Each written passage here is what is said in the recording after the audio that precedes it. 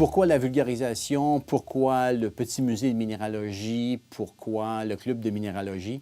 Je vous dirais que ce sont toutes des activités, à mon sens, qui sont importantes parce que c'est beau de se poser des questions au niveau de la recherche. Donc, par exemple, comment étaient les premiers balbutiements de la Terre? Comment évoluer l'atmosphère et comment extraire, par exemple, les terres rares d'un gisement. Sont tous des questions intéressantes, agréables à étudier. Mais de l'autre côté, je pense qu'il faut être capable de faire comprendre au grand public qui, ultimement, est le payeur de taxes et celui qui finance nos recherches. Et je pense que c'est important qu'ils puissent comprendre qu'est-ce qu'on fait, comment on travaille et pourquoi l'utilité de tout ça. Le petit musée de minéralogie de l'UQAC, ça a été, je vous dirais, c'est une opportunité qui est arrivée. Ça a été une drôle d'aventure. Régulièrement, c'est moi qui s'occupe de recevoir les gens qui ont des minéraux qu'ils veulent faire identifier. Et puis, il y a un jour, un type qui m'appelle, qui me dit « J'ai une collection que je veux donner. » Puis, j'en ai aussi un peu moins souvent, mais ça m'arrive parfois.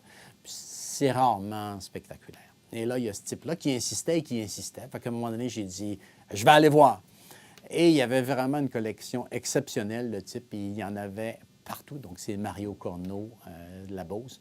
Et il y en avait sous le lit, dans la chambre de bain, la cuisine, dans le salon. Il y en avait partout, mais la plupart étaient des pièces exceptionnelles.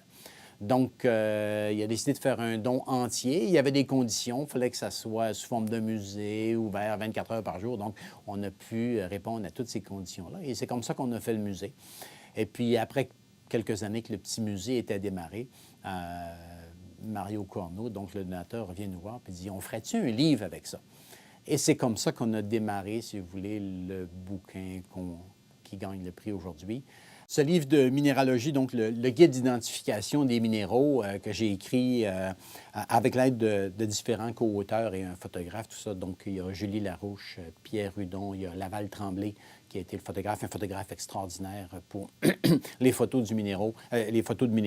On a aussi Claude Dallaire qui a travaillé au graphisme ici. Donc, on a une bonne équipe et plusieurs étudiants qui ont aidé à la révision de texte puis à regarder différentes choses à l'intérieur du livre, donc donner un bon coup de pouce.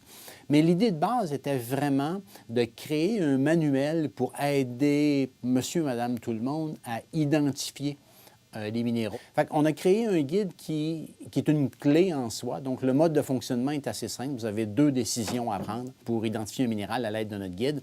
La première étant son éclat. Est-ce qu'il a un éclat métallique ou non? Donc, métallique, je vous dirais, comme le métal, là, ce qu'on connaît bien. Est-ce qu'il a cet éclat-là? Si oui, il est dans la première section, autrement, il est dans la deuxième section. Et ensuite, il faut faire un test de dureté. Donc, est-ce que je suis capable de le rayer avec mon ongle, avec un canif? Puis ensuite, ils sont classés par dureté croissante. Donc, une fois que vous avez répondu à ces 2 questions-là ou ces 2 tests-là, il vous reste que quelques minéraux là, à choisir entre l'un et l'autre. Donc, généralement, ça devient assez facile. Donc, c'était vraiment le concept qui était derrière là, le petit bouquin. Ça nous a vraiment surpris qu'un livre de vulgarisation scientifique dépasse les 3000 copies. Je ne me souviens plus de voir où j'ai vu les chiffres, mais au Québec, un best-seller, c'est à peu près autour de 3000 copies. On a dépassé le statut de best-seller selon cette classification-là. Donc, c'est assez spécial, je dois vous avouer, surtout avec un livre parlant des minéraux, qui est somme toute un sujet assez spécialisé. Oui, ça fait un gros velours. Le bon côté, ou l'autre côté de ça, c'est que tous nos droits d'auteur sont versés en bourse d'étudiants. Donc, on est rendu à, je ne me souviens plus exactement, mais tout près de 8 000 $, je crois, en bourse d'étudiants. Donc, ça a été une façon de financer puis d'aider financièrement nos étudiants par la bande. Là. Donc, de ce côté-là, oui, il y a un retour à plusieurs niveaux.